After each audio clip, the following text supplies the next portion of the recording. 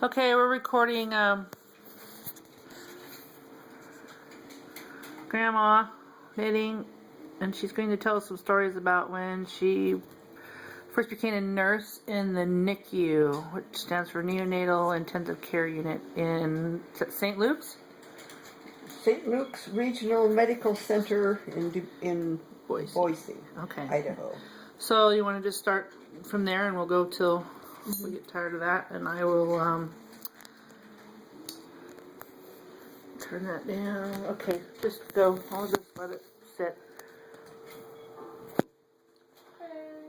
Well, when I first started out, we started out with a very, very small unit, just adjacent to the newborn nursery. Only had about 4 isolates in there. And So it's a new program? Oh, so cool.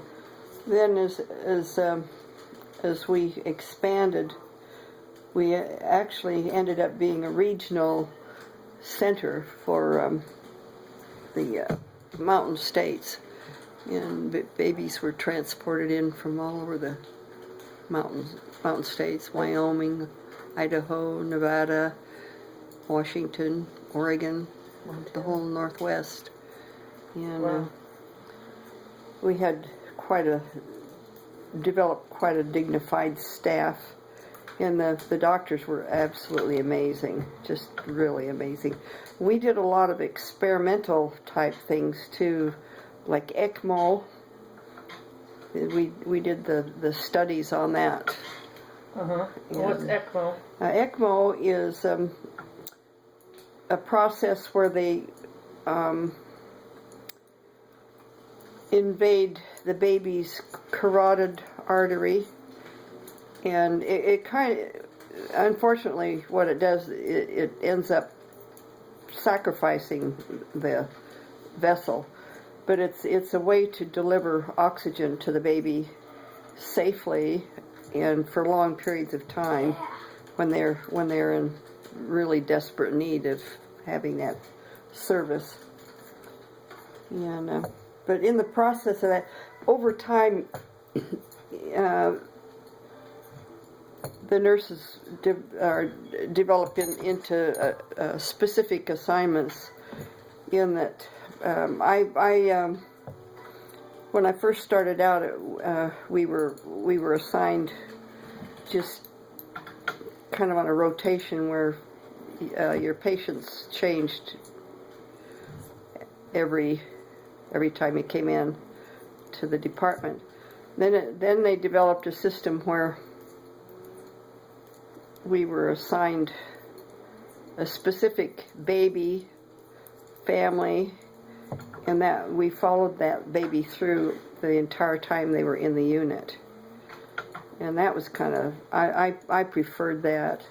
And then I got to the point, I was a grandma in the unit. So they started giving me the long-term babies that were there for months on end. And because a lot of the women that worked in the department were young women with children of their own, and they had problems coping with the problems that the babies had, the older children, the ones that were 2-3 months old and still in the unit. And then most of those kids never really made it out of there alive. They eventually didn't survive. But anyway, I just kind of got these moms. They come in. They were all excited, and they come in. They bring little bonnets and jackets and what have you, and the little kid had just disappeared, and they were so tiny. So I started knitting little socks for the kids to fit their feet, and so in my spare time, or when I was just basically doing the babysitting portion, where you quietly spend time with the baby in between their vital signs and their feedings and that type of thing. There are periods of time where you just you're just quiet with them. And so I started knitting the socks. I did a lot of socks. And then when the baby would go home, they went home with their little socks. So did you develop a pattern yourself, or did you? Yeah, I did. I Pattern found a pattern that was done with 2 needles, because the little guy's feet are so tiny. You couldn't really handle these little tiny socks on 4 needles. Had to be something with 2. So I found a 2 needle pattern, and that worked out quite well. Did lots and lots of socks. So how fast could you do a pair? Oh, I usually did maybe 2 or 3 pair in a shift while I was at work. Oh wow, that's a lot. Yeah. And because there were, a lot of those little socks were only an inch or an inch and a half in the foot. I was gonna say, how big were their feet? So it's really small. Because these little guys, well, these babies were so small I could hold them in one hand. Oh wow. They're that tiny. And of course, a lot of these little kids never did make it, but there were quite a few that hung in there. And then we used to have graduation parties for the little guys, and then they'd come back for their checkups, and we'd have anniversary parties for them, and it was fun to see these kids growing up too. I think that was one of the hardest thing I had to do, was to give up that job when we retired and moved over here. I really didn't want to do that. And I commuted to Boise for almost a year. Oh wow. Yeah. Scheduled my hours so I could work in blocks of time, blocks of days, and I had a very good friend who invited me to use her house when she wasn't there, and so I had my own bedroom at her house. Oh nice. So it was really neat that way. So over those years, do you have an idea how many pairs of socks you might have knitted? Oh boy, I don't know. I never thought about it. There's a lot of them. Mighty big lot of them, because I was 15 years, and so that. Is there any one kid that stands out the most? Like when you first started, were you feeling? Does that help you? Did the knitting kind of help you cope? Because I'm sure it's stressful. Yeah. Well, there were many, many times when I felt that we were intervening too much. It's, these poor little guys, they're so fragile, and I learned, I started their IVs in their forehead, because that was about the only vessel right in the middle of the forehead, just above the nose, that you could thread and then the needle is like a sewing needle. The 30 gauge Very, is real small. No, it's smaller than that. Wow. I think they were 35s. They're That's small. really small, little butterflies. Gonna be called a butterfly. Mm-hmm. Wow. Yeah, they're. This is kind of funny. When we started going to Havasu, I decided.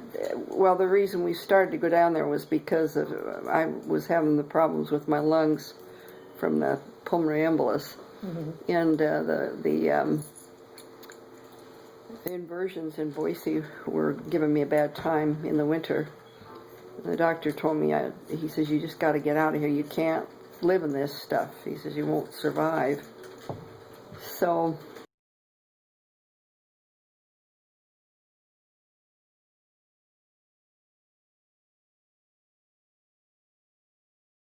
and I wouldn't lose my job at St. Luke's, and it would be just like I was on sabbatical.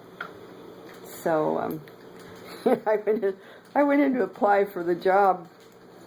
I applied for newborn nursery because they didn't have an NICU, and I explained that I was an NICU nurse, and they said, "Do you start IVs?" I said, "Well, yeah, I've started a few million." And I never did get into the newborn nursery. I was out on the floor starting IVs. Oh, nobody knew how to do that, huh? Oh, well, those small hospitals, they don't have the skills, nurses, that they just don't have the luxury of the skilled nurses like you do if you're in a bigger hospital. Yeah. So, That's funny. You got hired though, right? I did. Damn. I got hired on the spot, and I had a job waiting for me every time I went back down. Well, a lot of nurses nowadays, I know a few that work 6 months down wherever they go for the winter, and 6 months up here. I don't know if they call them per diem nurses or what. But. This is really kind of funny. When I decided I wanted to try something else besides hospital, so there was an ad in the paper in Havasu for this gal was starting home health nursing. So I thought that might be kind of interesting to try. So I called up to get an appointment for an interview. She says, "Report for work Monday." I said, what about, aren't you going to talk to me? No. She says, if you called, you have to be smart enough I got hired over the phone without ever seeing me. Oh, wow. Can you believe that? Funny. Didn't ask a question, just wanted to know if I had my license. Oh yeah, I got my license. That's funny. So at one point I had a license in Idaho, and an Arizona license, and then an Oregon license. You can do that, right? Wherever you work, you have to have it. Wherever you work, you have to have it. Well, wherever you work, you have to have that state's license. Sweet. Yeah. Oh, lots of little kids. Yeah. There was one little.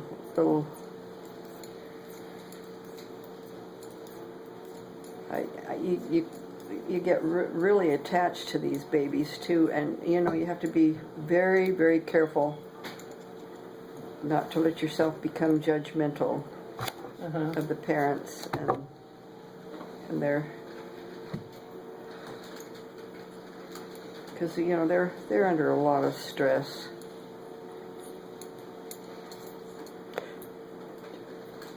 Do you think I ought to decrease one more time, did you say?